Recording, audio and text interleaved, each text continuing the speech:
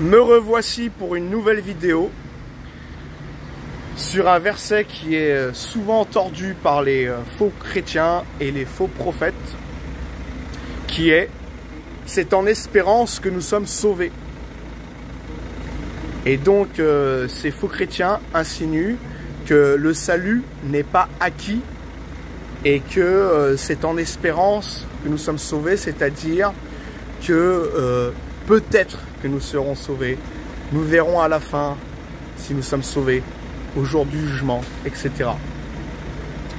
Et donc ce n'est pas vrai, parce que ces faux prophètes tordent le verset, d'ailleurs nous allons le voir tout à l'heure, que Paul ne parle pas que nous espérons d'être sauvés dans l'éternité, ok, mais il parle d'autre chose, je vais expliquer.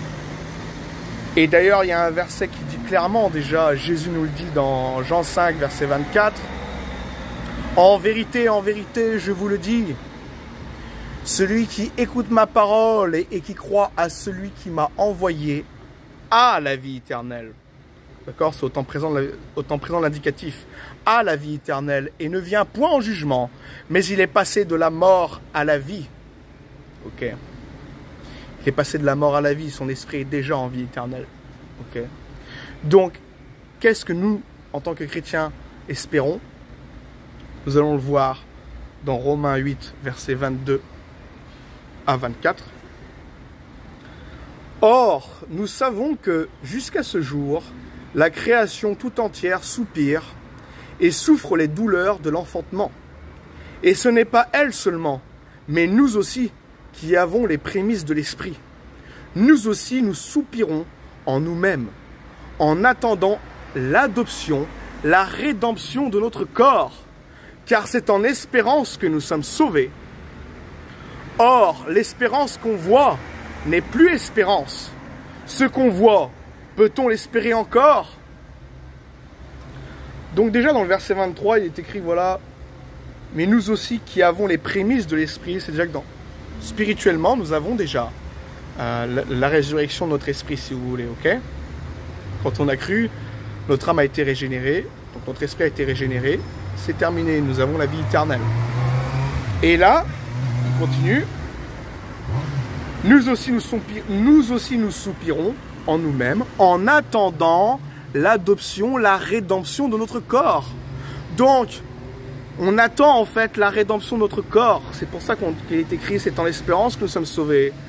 Parce qu'en fait, physiquement, nous ne sommes pas encore dans le royaume de Dieu. Ok, enfin, oui, nous ne sommes pas ressuscités, Jésus n'est pas encore venu sur les nuées, nous ne sommes pas allés encore à sa rencontre, nous ne sommes pas encore en train de régner avec lui. Ok, donc c'est pas encore fait. On doit attendre la résurrection de notre corps. Ok, et donc c'est dans ce sens-là que nous espérons. Ok, c'est-à-dire que nous attendons. Je vais expliquer. Mais pour l'instant, on continue sur... Donc, vous avez entendu, en attendant l'adoption, la rédemption de notre corps. C'est ça en quoi nous espérons, c'est-à-dire en quoi nous attendons. C'est le fait que, ben voilà, notre corps ressuscite encore glorieux, incorruptible, à l'image de la gloire de Dieu. Ok. Et donc, nous attendons cela. Mais nous l'aurons sûrement. C'est obligatoire. Tous ceux qui ont cru auront la rédemption de leur corps, ok? Donc c'est pas genre une espérance dans le sens, dans la définition du peut-être, ok? J'espère que ça va être. Non, non. C'est dans le sens que nous allons recevoir, nous attendons, ok? Nous sommes dans l'attente de recevoir notre corps glorieux. Donc, on continue, verset 24, car c'est en espérance que nous sommes sauvés, ok? Nous l'avons vu juste avec le verset 23, en attendant l'adoption, la rédemption de notre corps. Okay. Et là, il dit, après, « Or, l'espérance qu'on voit n'est plus espérance. Ce qu'on voit, peut-on l'espérer encore ?» Donc, Paul nous dit, en fait, « Or, l'espérance qu'on voit n'est plus espérance, parce qu'on le voit par les yeux de la foi, ok, que nous sommes sauvés. Nous sommes sauvés, nous le savons, ok. Donc, c'est même plus une espérance dans le sens, tiens, genre, voilà, comment dire, du à peu près. Non. Car en espérance, voilà. Or l'espérance qu'on voit n'est plus espérance. Ce qu'on voit, peut-on l'espérer encore? Non, on va plus l'espérer en fait, c'est déjà. Ok, c'est ce que Paul nous dit. Il nous dit l'espérance qu'on voit n'est plus espérance. Ce qu'on voit, peut-on l'espérer encore? Non. Ok, il pose la question. Ce qu'on voit, peut l'espérer encore? Ce qu'on voit, peut-on l'espérer encore? Non. Ok. Parce que nous le voyons par les yeux de l'esprit, par la foi. Nous savons que nous allons ressusciter. Nous savons que nous allons rentrer dans le royaume de Dieu et que Jésus-Christ va venir régner sur la terre. Ok. Nous savons que nous allons être enlevés à la rencontre du Seigneur sur les nuées. Ok. Donc, voilà. Quand on lit le verset, le passage entier, Paul nous dit voilà que c'est acquis. Okay, que c'est déjà accompli une fois qu'on a cru, ben voilà, nous savons que nous allons ressusciter. Donc quand ils isolent le verset en disant c'est en espérance que nous sommes sauvés, voilà, ça c'est tordre l'écriture et c'est pas prendre le verset dans son contexte.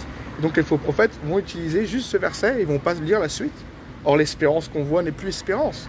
Ce qu'on voit, peut-on l'espérer encore? Ok. C'est comme moi si j'espère avoir un cadeau de mon père. Et voilà pour mon anniversaire. Et puis je sais pas s'il va me l'acheter. Ok, là je suis dans l'espérance. Et puis à un moment donné, il rentre à la maison et en fait, je vois qu'il a acheté le cadeau. Ok, il a voulu le cacher pour me le faire à mon anniversaire par exemple. Et je vois qu'il a acheté le cadeau. Et donc c'est bon, j'espère plus qu'il l'achètera. Je sais qu'il l'a acheté. Ok. Donc je sais que je vais le recevoir. Et ben c'est pareil. Or l'espérance qu'on voit, on la voit parce que par la foi, ok, par les yeux de la foi. Donc nous savons que nous allons ressusciter par l'esprit parce que la foi, nous justement, nous donne la ferme assurance de notre salut, du salut physique aussi, ok, de la rédemption de notre corps. Donc on voit par les yeux de la foi que nous sommes sauvés, c'est-à-dire que nous le savons. Pourtant, nous ne sommes pas encore dans le paradis et notre corps n'a pas encore été transformé. Mais nous espérons dans le sens que nous attendons cela et nous savons que ça va arriver car nous avons la foi. Et la définition de la foi, selon l'Épître aux Hébreux, chapitre 11, verset 1, « Or la foi est une ferme assurance des choses qu'on espère, une démonstration de celles qu'on ne voit pas. » La foi est une ferme assurance des choses qu'on espère, une démonstration de celles qu'on ne voit pas. C'est assuré, mon ami, ok? Nous avons l'assurance de notre salut. Parce que la foi en nous nous assure que nous aurons cela, ok? Une démonstration de celle qu'on ne voit pas. Dans tout le contexte, dans tout le conseil des Écritures, voilà, la foi, ok? Cette confiance qu'on a en Christ, ben voilà, nous savons que nous allons ressusciter, ok? Vous m'avez compris?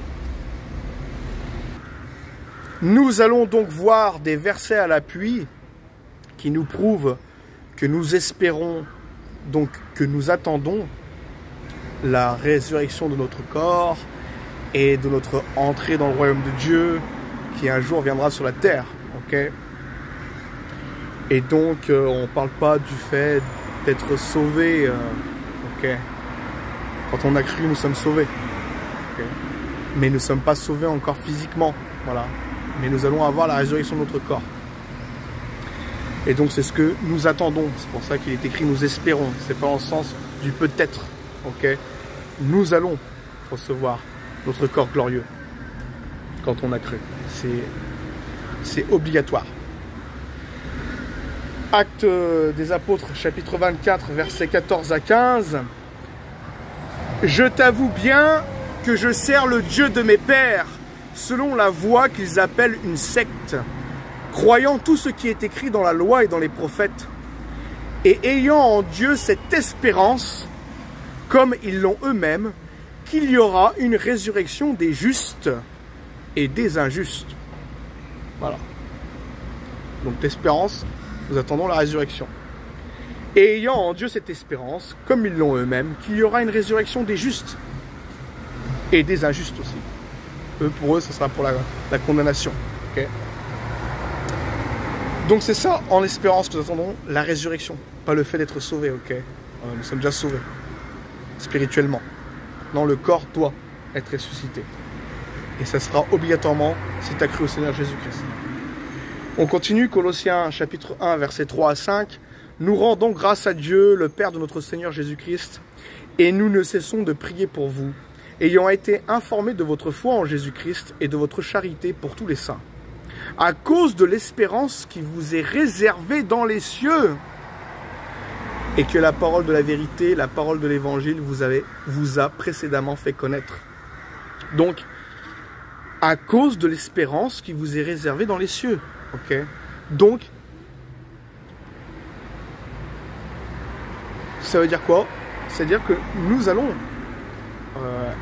aller dans les cieux, ok? Et nous allons ressusciter.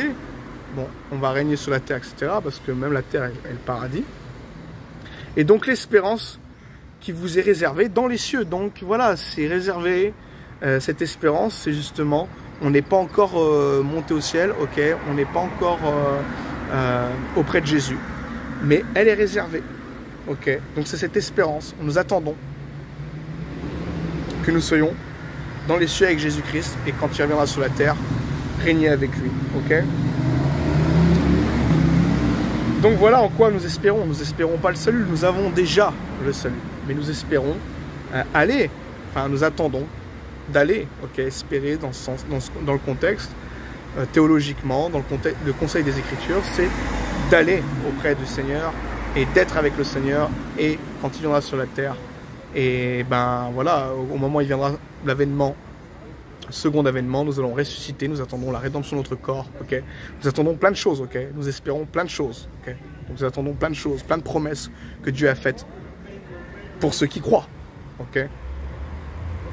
On continue, 1 Pierre chapitre 1, versets 3 à 5. Béni soit Dieu, le Père de notre Seigneur Jésus-Christ, qui selon sa grande miséricorde nous a régénérés pour une espérance vivante, par la résurrection de Jésus-Christ d'entre les morts, pour un héritage qui ne se peut ni corrompre, ni souiller, ni flétrir, lequel vous est réservé dans les cieux. À vous qui par la puissance de Dieu êtes gardés par la foi pour le salut prêt à être révélé dans les derniers temps. À vous qui par la puissance de Dieu êtes gardés par la foi pour le salut prêt à être révélé dans les derniers temps. Okay. Donc nous avons déjà le salut de notre esprit, mais nous attendons le salut donc intégral de notre corps. Voilà, donc l'esprit est déjà généré. Nous attendons le salut de notre corps, ok, qui sera révélé à la fin des temps. C'est pas maintenant que nous allons ressusciter, ok. On est bien d'accord? C'est pas maintenant que nous allons co-régner avec Christ. Ce sera après la venue de l'Antéchrist. Ce sera même après la colère de Dieu que nous allons venir sur terre. Okay. Mais la résurrection se fait avant la colère de Dieu. Okay.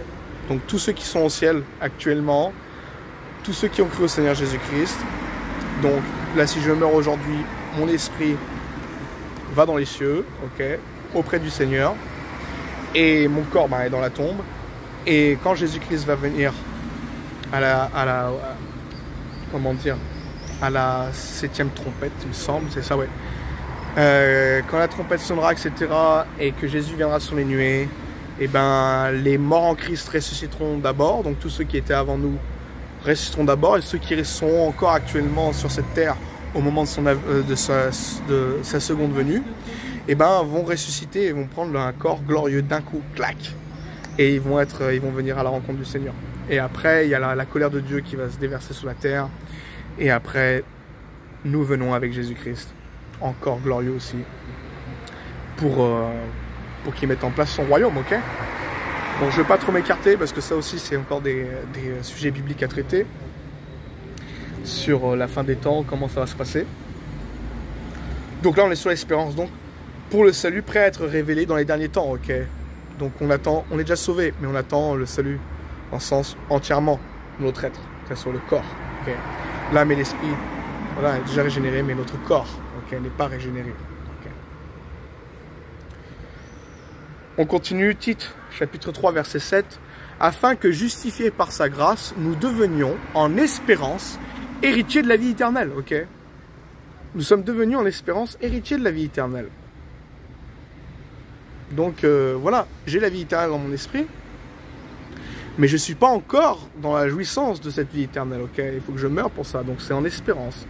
Nous sommes héritiers de la vie éternelle, ok? Car il est écrit justement, la chair et le sang ne peuvent hériter le royaume de Dieu. car le corruptibilité ne peut pas hériter de l'incorruptibilité. Ok.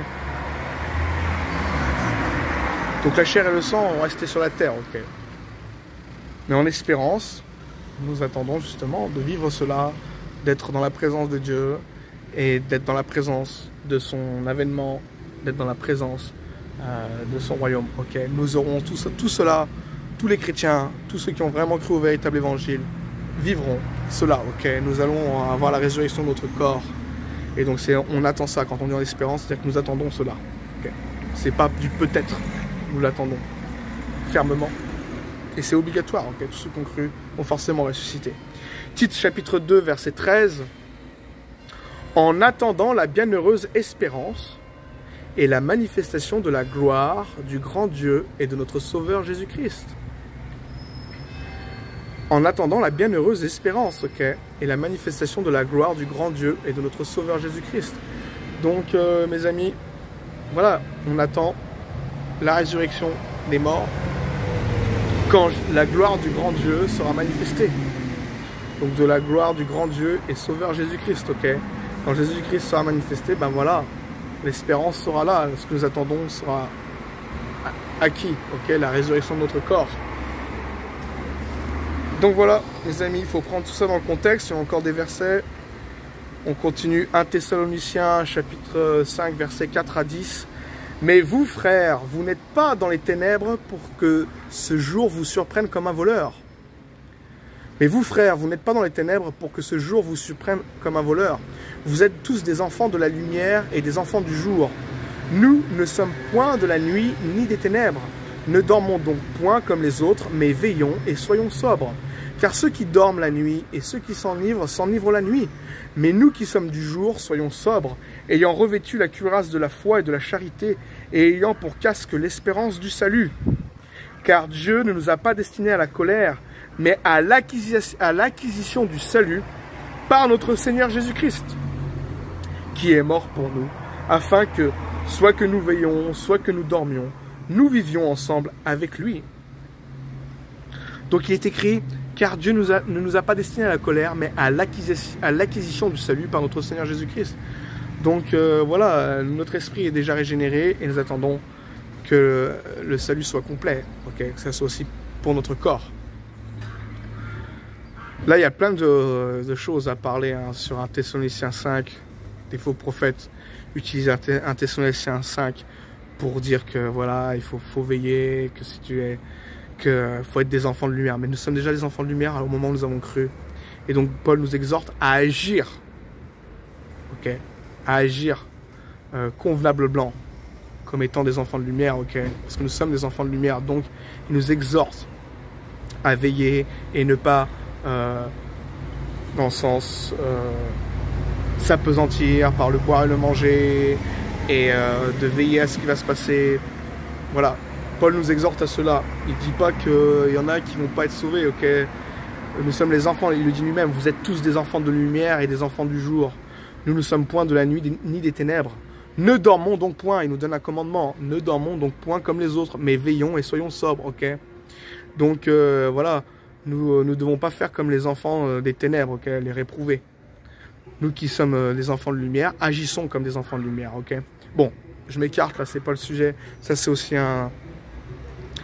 aussi quelque chose que je traiterai dans une vidéo dans le futur si Dieu veut, ok. Donc on reparle de ça, voilà, on attend l'espérance, on attend la résurrection de notre corps, nous attendons l'acquisition du salut complet, ok. C'est pas peut-être que nous serons sauvés, comme les faux prophètes disent, ok. Je l'ai assez répété dans cette vidéo, vous avez compris. Voyons encore deux autres versets. 1 Thessaloniciens chapitre 4 verset 13. Nous ne voulons pas, frères, que vous soyez dans l'ignorance au sujet de ceux qui dorment, afin que vous ne vous affligiez pas comme les autres qui n'ont point d'espérance. Ok. Il dit voilà, afin que vous ne vous affligiez pas comme les autres qui n'ont point d'espérance. Ben, ceux qui ne sont pas sauvés, ils n'ont pas d'espérance. Hein, ok. Spirituellement, ils ne sont pas sauvés et corporellement, ils vont ressusciter pour l'enfer. Ok. Ils n'ont pas d'espérance de l'entrée dans le royaume de Dieu et de vivre en présence de Dieu durant son règne millénaire et l'éternité. Ok. Donc voilà. L'espérance. Nous avons l'espérance, nous avons cela. Eux, ils n'ont pas d'espérance. Ok. Donc c'est pas du peut-être. Nous allons forcément rentrer dans le royaume de Dieu. Tous ceux qui ont cru. Mais ceux qui n'ont pas cru, ben, ils n'ont pas d'espérance. Ils n'auront pas la promesse. Ils n'auront pas les promesses de ceux qui ont cru. Ok. Il faut avoir cru pour avoir ces promesses. Ok. De la résurrection et de régner avec Christ. On continue, Éphésiens chapitre 1, versets 15 à 19.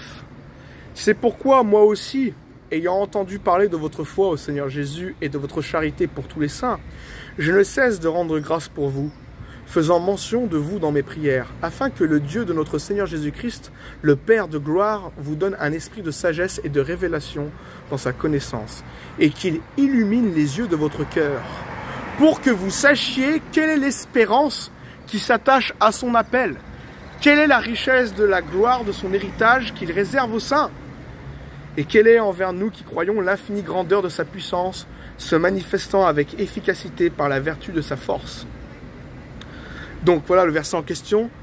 Pour que vous sachiez quelle est l'espérance qui s'attache à son appel, quelle est la richesse de la gloire de son héritage qu'il réserve aux saints.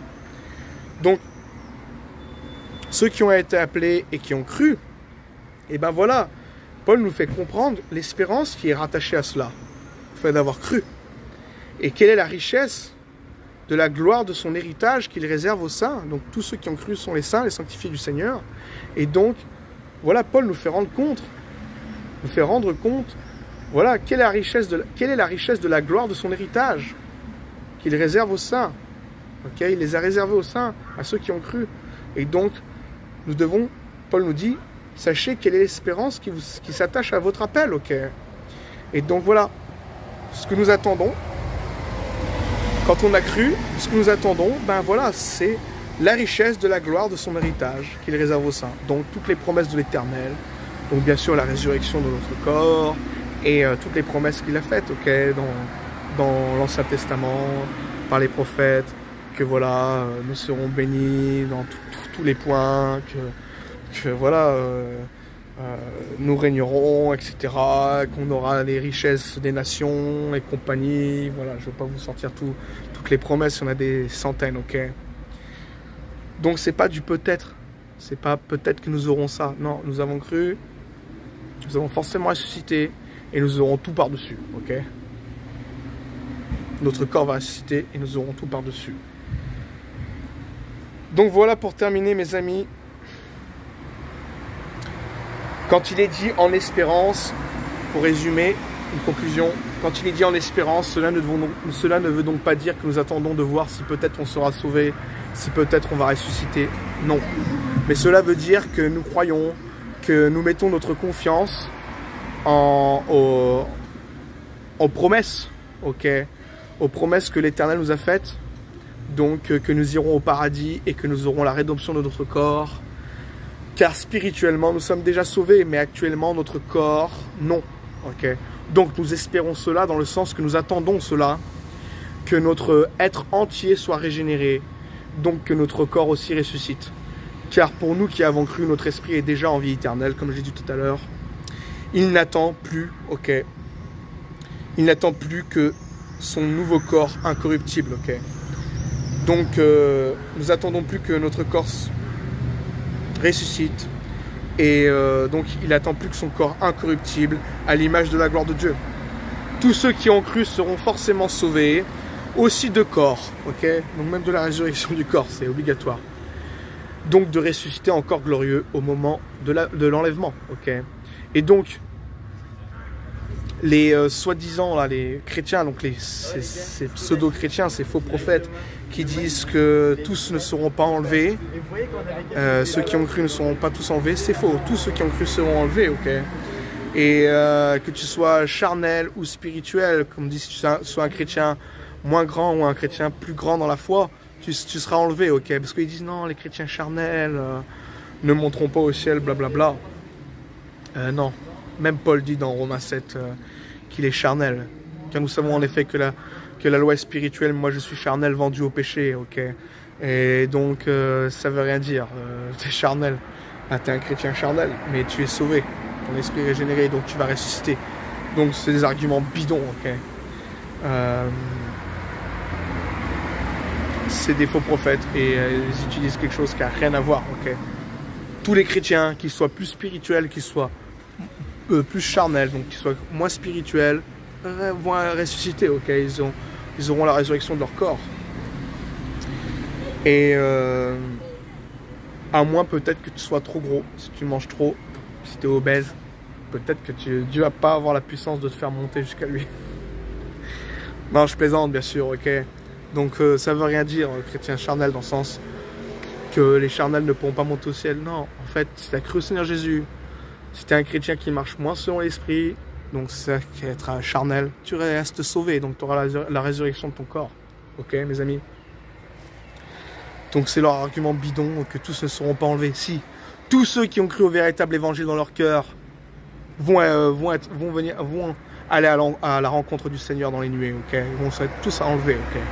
Si, de toute façon, ceux qui vont rester, qui seront encore vivants pendant les temps de tribulation, etc., ben voilà, Jésus va venir, ils vont monter au ciel, mais ceux qui sont morts en Christ, nous allons prendre la résurrection de notre corps, ok?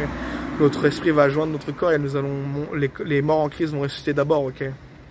Donc que ce soit, tout le monde va être enlevé, tous les chrétiens depuis Adam jusqu'au dernier chrétien, ok? Du dernier, et ben prendra la résurrection, aura part à la résurrection de son corps, ok? Auront part à la résurrection de leur corps. Ok, mes amis? Alors bien sûr, oui, il y a des chrétiens plus spirituels, des chrétiens moins spirituels, et en fonction de ce que nous avons fait sur cette terre, et ben Paul nous dit bien que dans 1 Corinthiens 15, versets 41 à 42, autre est l'éclat du soleil, autre l'éclat de la lune, et autre l'éclat des étoiles. Même une étoile diffère en éclat d'une autre étoile. Ainsi en est-il de la résurrection des morts. Donc quand on va ressusciter, voilà, par rapport à ceux qui ont plus servi Dieu, ben, ils vont briller comme peut-être le soleil ou comme la lune. Même entre les étoiles, il y a des étoiles qui brillent plus que d'autres. Et ben certains chrétiens vont briller plus que d'autres par rapport à ce qu'ils ont fait sur la terre, ok, pour Dieu. Et donc il dit ainsi en est-il de la résurrection des morts. Il ne dit pas, tiens, ceux qui sont les moins spirituels, ils ne vont pas ressusciter. Non, ils ressusciteront, mais ils seront moins brillants, ok, ils seront moins glorieux, mais ils vont quand même aller au ciel, ok. Et d'ailleurs dans Matthieu 5 verset 19, et aussi c'est un peu similaire, où il est écrit que voilà, même parmi ceux qui sont au ciel, tous ne sont pas aussi grands, ok, par rapport à ce qu'ils ont fait sur la terre. Matthieu 5 verset 19, il est écrit, celui donc qui supprimera l'un de ses plus petits commandements et qui en enseignera aux hommes à faire de même, sera appelé le plus petit dans le royaume des cieux. Mais celui qui les observera et qui enseignera à les observer, celui-là sera appelé grand dans le royaume des cieux. Voilà. Il ne dit pas que celui qui est le plus petit ne va pas être sauvé. Non, il sera juste appelé le plus petit dans le royaume des cieux. Ok. Comme il ressuscitera avec moins de brillance. Ok. Il brillera moins. Et il éblouira moins, ok, mais il reste sauvé. Il n'est pas écrit genre des chrétiens charnels et des chrétiens spirituels. Les chrétiens charnels vont pas être enlevés, les chrétiens spirituels vont être enlevés. Non, c'est une invention des faux prophètes, ok. Nulle part dans la Bible tu vois ça. Même Paul dit qu'il est charnel et qu'on a tous tendance à être charnel. Nous ne marchons pas selon l'esprit tout le temps et que nous sommes vendus au péché selon la chair. Et que voilà, donc voilà, maintenant si tu marches mieux selon l'esprit, ben, tu auras de meilleures récompenses, donc tu vas avoir une résurrection meilleure, tu vas briller mieux, et quand tu seras dans le ciel, ben, tu seras appelé plus grand que certains d'autres, okay, que d'autres qui vont être appelés plus petits par rapport à ce qu'ils ont fait. Et quoi qu'il en soit, ils sont tous sauvés. Tous ceux qui ont cru au Seigneur Jésus-Christ sont sauvés. Et ils ressusciteront, leur corps ressuscitera, ok. Donc mes amis, bon, je suis pas bien en forme là, pour cette vidéo, en plus il y a du bruit, je l'ai fait ici, là, c'est un endroit bruyant, j'allais dire bruyant, mais bon, voilà, vous m'avez compris, j'espère, voilà, que vous avez compris sur ce verset, car c'est en espérance que nous sommes sauvés, il parle pas que c'est du peut-être, ok, que c'est peut-être que nous sommes sauvés, non, il parle simplement que nous attendons, en fait, la résurrection de notre corps que nous entendons, l'accomplissement de cette promesse pour ceux qui ont cru de rentrer dans le royaume de Dieu et de régner sur la terre avec Christ. Ok, mes amis, vous avez compris? Une dernière chose avant de vous quitter, justement pour comprendre un peu l'enlèvement et la venue d'Antéchrist, j'ai mis sur ma chaîne Odyssée qui s'appelle ma chaîne Odyssée, c'est le même nom que ma chaîne YouTube, c'est La Foi Seule et Trinité. Vous trouverez justement le chapitre, vous trouverez les 15 premiers chapitres traduits en français de l'Apocalypse, des sermons du pasteur Anderson, qui explique chapitre par chapitre, qui fait des sermons sur les chapitres de l'Apocalypse et qui explique très bien ce qui va se passer. Je peux pas les mettre sur ma chaîne YouTube parce qu'elles sont censurées. Bizarrement, c'est censuré. Bon, je sais pas pourquoi, mais voilà, ça passe pas. Donc, allez sur ma chaîne odyssey.com, La Foi Seule et Trinité, vous la trouvez direct. Vous mettez La Foi Seule et Trinité tout attaché, hein, comme c'est écrit dans ma chaîne YouTube. Ok, avec un et comme ça là. La Foi Seule et Trinité. Et vous allez trouver dans les vidéos, vous allez trouver dans les pages l'explication de l'Apocalypse en sermon. Et donc je vous conseille, si vous voulez pas en tout regarder, parce que bon, des fois on a la flemme et que les gens veulent pas regarder, mais regardez au moins le chapitre 6, l'explication du chapitre 6 de l'Apocalypse, et le chapitre 13. Ok, c'est WVF, donc vous allez tout comprendre, ok, sur un peu la fin des temps. C'est vraiment le chapitre 6 et le chapitre 13 de l'Apocalypse, c'est vraiment les chapitres phares pour comprendre un peu tout le reste, ok. C'est vraiment, voilà, quand vous avez compris le chapitre 6 et le chapitre 13, ça rentre tout dans l'ordre, ok. Regardez, c'est sur ma chaîne odyssey.com, La Foi Seule et Trinité. Donc voilà mes amis, je vous laisse. Je crois avoir tout traité. Dieu vous bénisse, à une prochaine vidéo. Bye.